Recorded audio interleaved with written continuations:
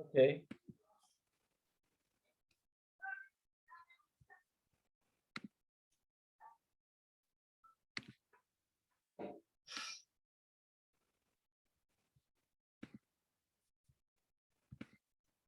Yep. So that's what I was telling you. Riders to the Sea, written by James Synge. It is a play written by Irish literary renaissance playwright John Millington Synge, and it was first performed on 25th of February 1904, where at the Molesworth Hall, Dublin, by the Irish National Theatre Society with the Helen led playing Moria. Moria is the character, right? So if you see that the main theme of Riders to the Sea, it's called as the strongest theme is nothing but the conflict between religion, superstition, and nature. Religion, superstition, and nature. On the surface, if you see that the character Moria and her family are devout Catholics. Catholics, I hope you know that it's a religion, right? Christian religion like Protestant and Catholics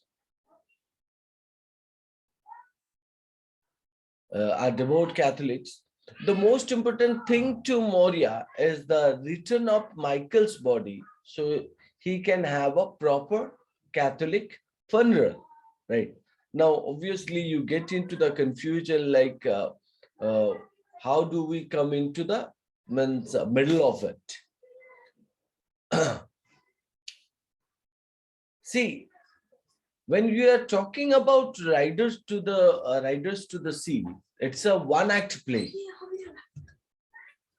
which is one of the best Irish writer John Millington Synge published during the time period called as a 1903.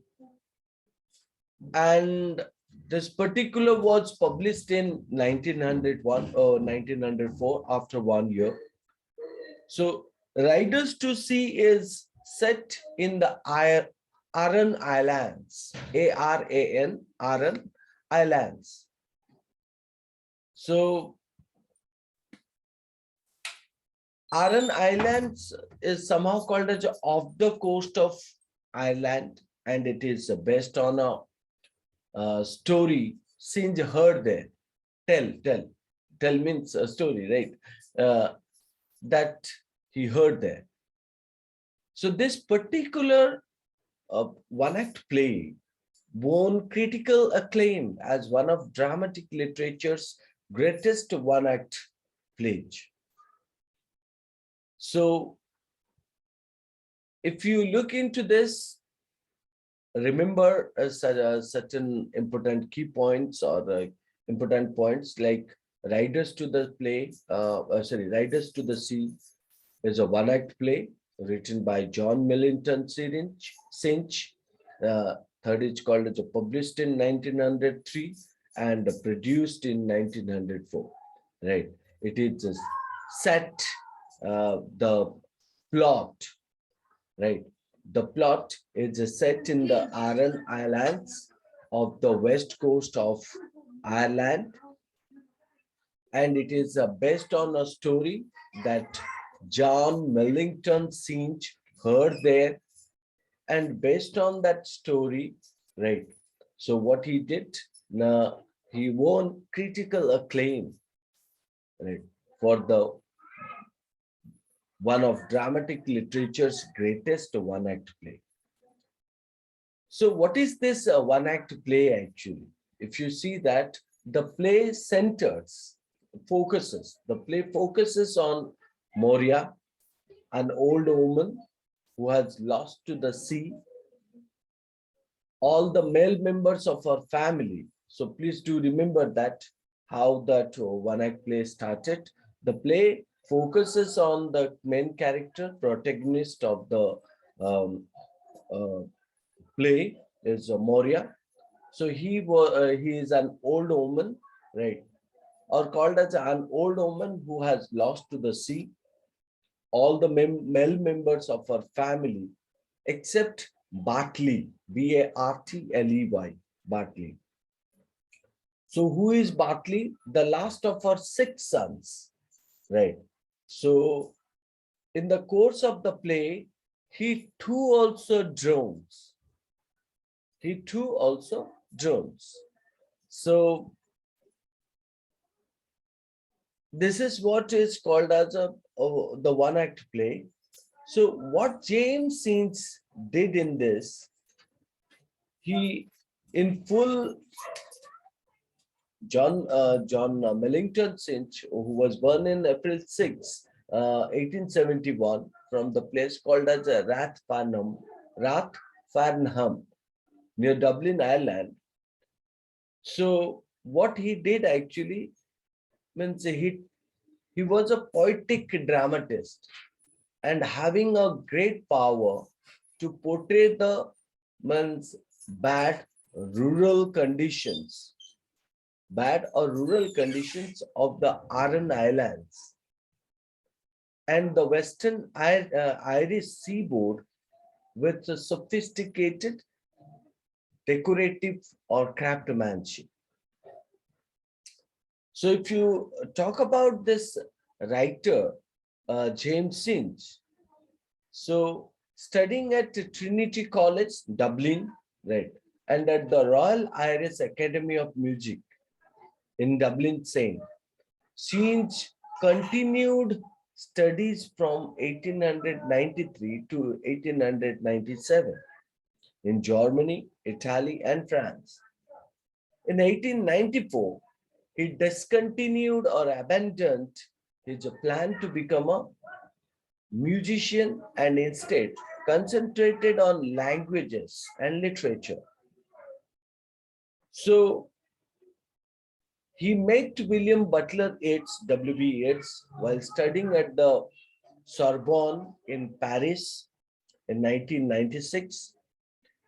W.B. Yeats inspired him with enthusiasm or interest for the Irish Renaissance and advised him to stop writing critical essays and instead to go to the Aran Islands and draw material from life. Already struggling against the progression of a lymphatic sarcoma disease that was to cause his death. It was nothing but lymphatic sarcoma that was to cause his death, since lived in the islands during part of each year. Observing the people and learning their language, recording his impressions in the Aran Islands, and basing his one-act play in the shadow of the glen. And the Riders of the Sea, of course, in the year of 1904. So, on Islanders' Storage. In 1905, his first three-act play, right, The Well of the Saint, was also produced. Synge traveled to the Irish West Coast, inspired his most famous play, The Playboy of the Western World, in the year of 1907. And this morbid comedy deals with the moment of glory of a peasant boy. Peasant means called as a farmer boy who becomes a hero in a strange village when he rages off having just killed his father, but who loses the villagers' respect when his father turns up alive. In protest against the play's unsentimental treatment of the Irishman's love for boasting and their tendency to glamorize ruffians. As it is a kind of a play, or as it is a play, the audience created the violence, reacted at its opening at Dublin's Abbey Theatre. Riots of Irish Americans accompanied its opening in New York, and there were further riots in Boston and Philadelphia Synge remained associated with the amphitheater, where his plays gradually won acceptance until his death. You all people know that how he died and what was the cause of his death. His unfinished Deirdre of the Saroj, a vigorous poetic dramatization of one of the great love story of Celtic mythology, was performed there in 1910. In the seventh play he wrote during his comparatively short career as a dramatist, Synge recorded the colorful and outrageous scenes, fights of fancy, eloquent invective, body witticism, BAWGY, body witticisms, and earthy phrases of the peasantry from Kerry to Donegal. In the process, he created a new musical dramatic idiom spoken in English but vitalized by Irish syntax, ways of thought, and also imagery. This one.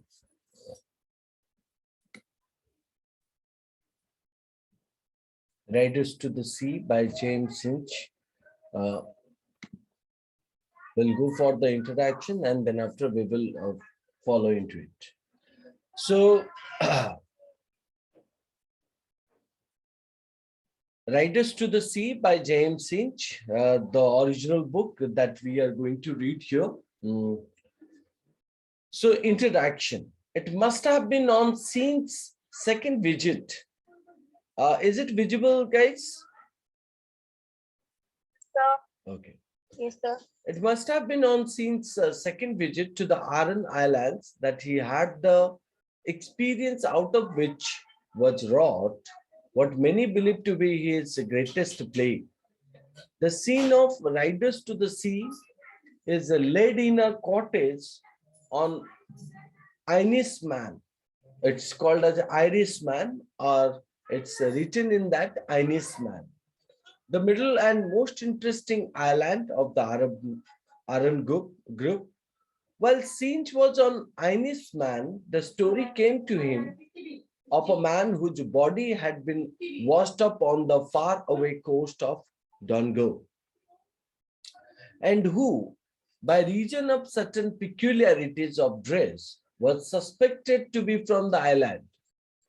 In due course, he was recognized as a native of Irishman in exactly the manner described in the play, and perhaps one of the most poignantly vivid passages in Synge's book on the Aran Islands relates the incident of his burial.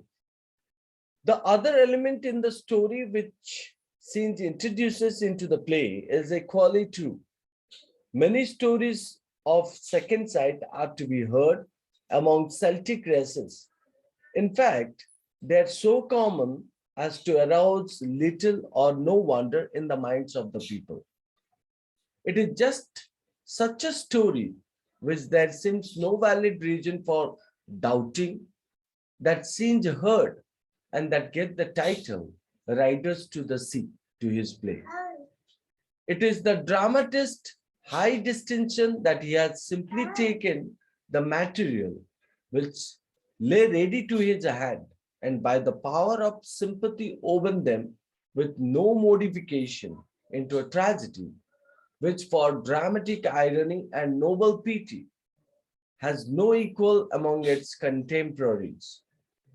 Great tragedy, it is frequently claimed with some show of justice, has perforce departed with the advance of modern life and its a complicated tangle of interest and the creature comforts a highly developed civilization with its attendant specialization of culture tends ever to lose sight of those elemental forces, those primal emotions, naked to wind and sky, which are the stuff from which great drama is wrought by the artist, but which, as it would seem, are rapidly departing from us. It is only in the far places where solitary communion may be had with the elements, that this dynamic life is still to be found continuously. And it is accordingly neither that the dramatist, neither means thereafter, that the dramatist who would deal with the spiritual life disengaged from the environment of an intellectual minds must go for that experience which will beget in him inspiration for his art. The Aran Islands from which Sheens gained his inspiration are rapidly losing that sense of loneliness or isolation and self-dependence, which has hereafter been their rare distinction and which furnished the motivation for Synge's masterpiece. Whether or not Synge find a successor, it is nonetheless true that in English dramatic literature, Riders to the Sea has an historic value, which it would be difficult to predict or overestimate in its successfully completed and its possibilities. A writer in the Manchester Guardian shortly after Synge's death, who wrote it or phrased it rightly when he wrote that it is the tragic masterpiece of our language in our time. Tragic masterpiece of our language in our time. Wherever it has been played in Europe, from Galway to Prague, it has made the word tragedy mean something more profoundly stirring and clinging to the spirit than it did. The secret of the play's power is its capacity for standing far from the others and mingling, if we may say so, sympathy with relentlessness or continuous. Uh, there is a wonderful beauty of speech in the words of every character, wherein the latent power of suggestion is almost unlimited. In the big world, the old people do believing things after them for their sons and children. But in this place, it is the young men do be leaving things behind for them that do be old. In the quavering rhythm of these words, there is poignantly present that quality of strangeness, remoteness, and beauty, which as we are coming to realize. In the touchstone of Celtic literary art, however, the very asceticism of the play has begotten a corresponding power which leaped since work far out of the current of the Irish literary revival, and sets it high in a timeless atmosphere of universal action. So the play's characters live and die. It is their virtue in life to be lonely, and none but the lonely man in tragedy may be great. He dies, and then it is the virtue in life of the woman, mothers and wives, and sisters to be great in their loneliness. Great as Moria, the stricken mother is great in her final word. Michael has a excuse me. Michael has a clean burial in the far north. By the grace of the Almighty God, Bartley will have a fine coffin out of the white boards and a deep grave surely. What more can we want than that? No man at all can be living forever, and we must be satisfied. The pity and the terror of it all have brought a great peace. The peace that passed understanding, and it is because the play holds this timeless peace after the storm, which has bowed down every character, that Riders to the Sea may rightly take its place as the greatest modern tragedy in the English tongue. So this is nothing but an introduction to this particular play, which is written by Edward J. O'Brien. If we see that this Riders to the Sea, it is a play in one act, First performed at a Molesworth Hall, Dublin, February 25th, 1904. And the characters that you find out here is called as a Moria. Who is Moria? An old omen. So, and the character played Moria is Honor Lavin, right? So, as far as I told you, means it is already performed at the Molesworth Hall, Dublin. So, the character who performed the role is called as Honor Lavley, Moria. Bartley, so Moria's son, W.G. Fay, was played that role. Kathleen, her daughter, played by Sarah Allgood, and Nora, a younger daughter, even played Emma Vernon. So, and there are certain men and women who also perform. So, Moria, Bartley, Kathleen, Nora, these are the means characters or protagonists that you would find out in this play. The scene that's set where an island of the west of Ireland, an island of the west of Ireland. It was the place called Cottage Kitchen with the Nates. Cottage, you understand, a big house, big villa type. So in that, a particular place where kitchen room with the Nates, oil skins, spinning wheel, some new boats were standing by the wall. So Kathleen, a girl of about 20, finishes kneading cake, decorating, and puts it down in the pot oven by the fire. Then wipes her hands and begins to spin at the wheel. Right. So we talk about Kathleen. So who is Kathleen? We draw that Kathleen is her daughter. Right.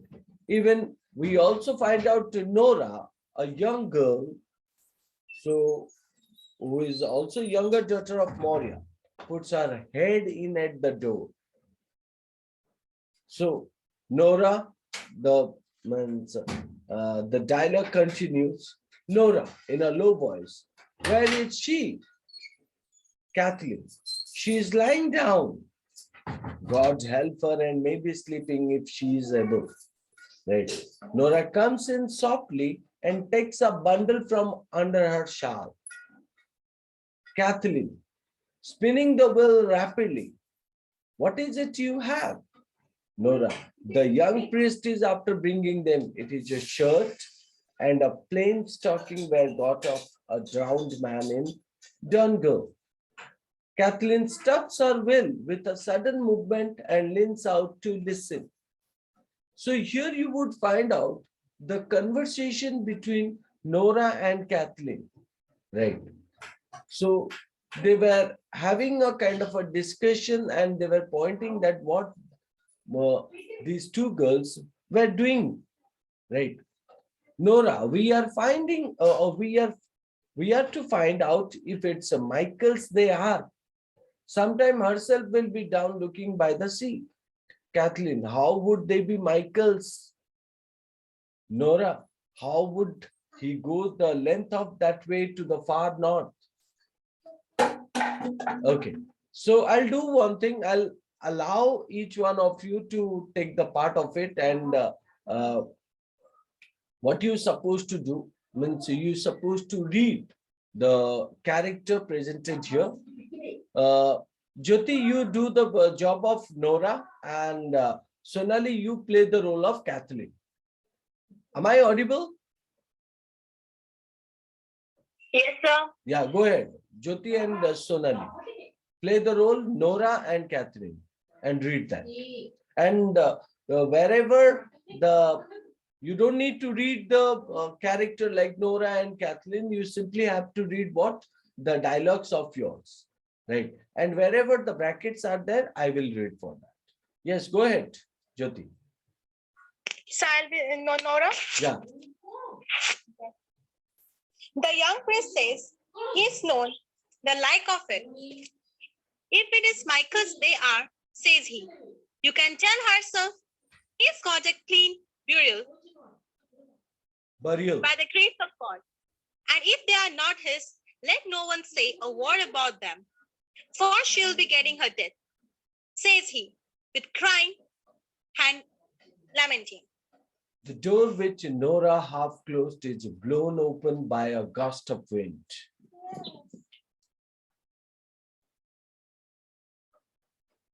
Is Sonali present? Sonali, are you there? Suman, can you play the role of Kathleen? Sure, sir. Go ahead.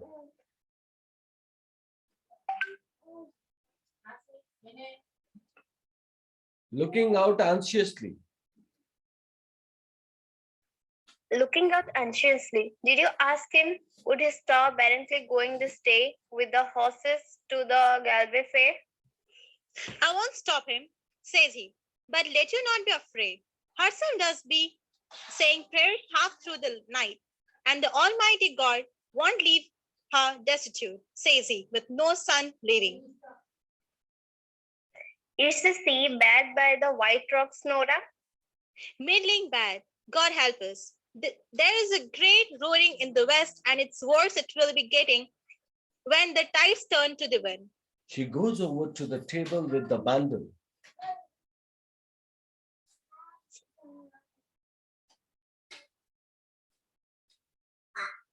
Nora, you have some part left. Shall I open it now? Maybe she'd wake up on us and come in before we're done. It's a long time we will be, and the two of us crying. Goes to the inner door. So, scroll down.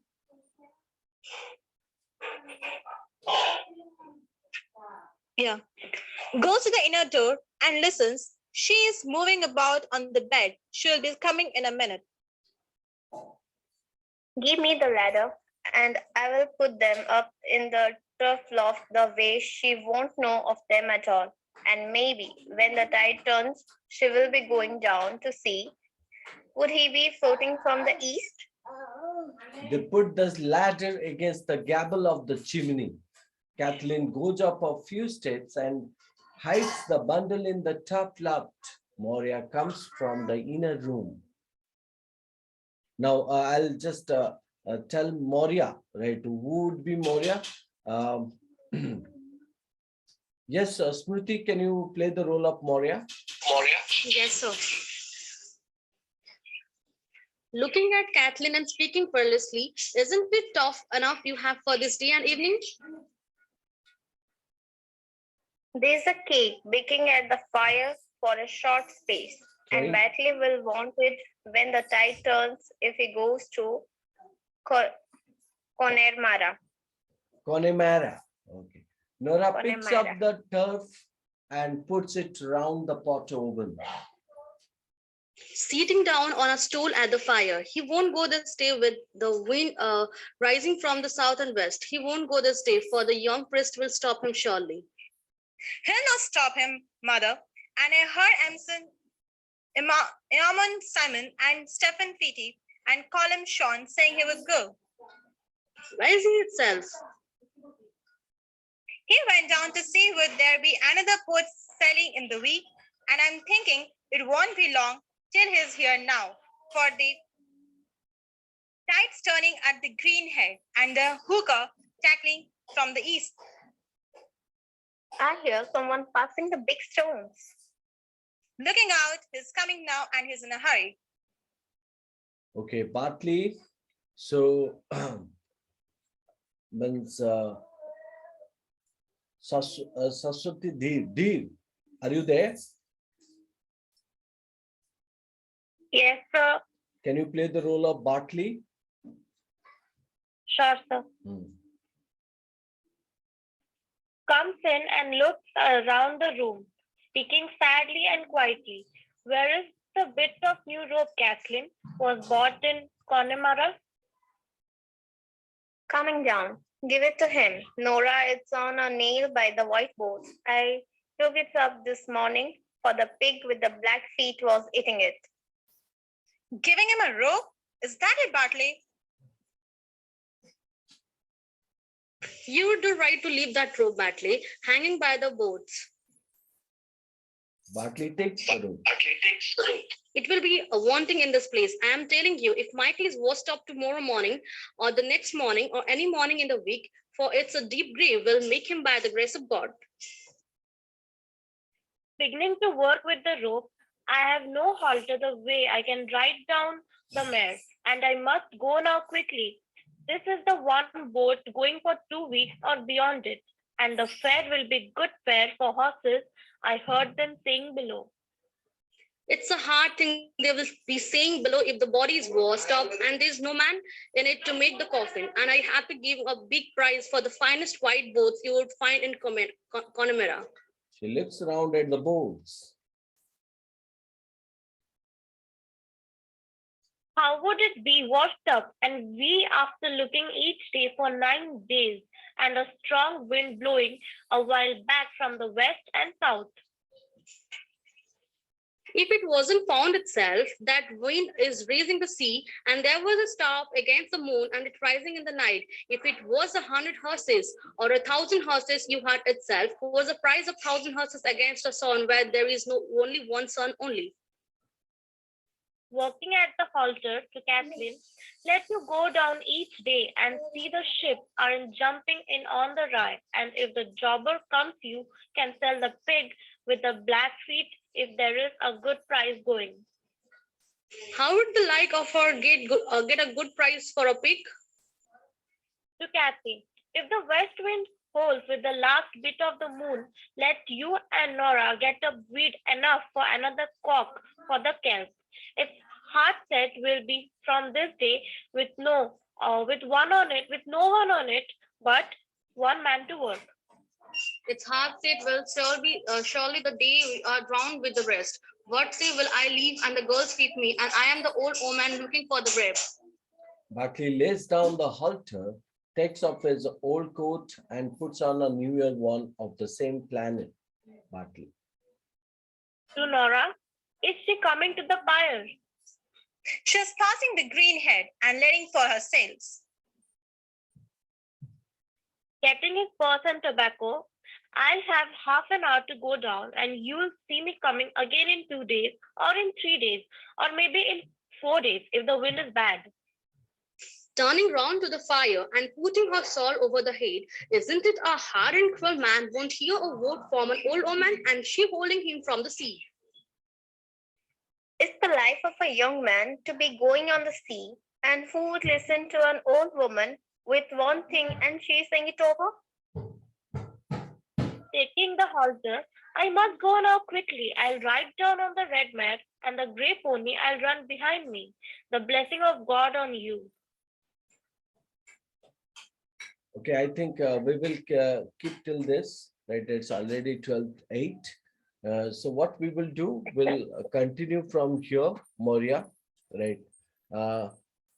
Take a screenshot of, from here, all right, of this particular Done, sir. page.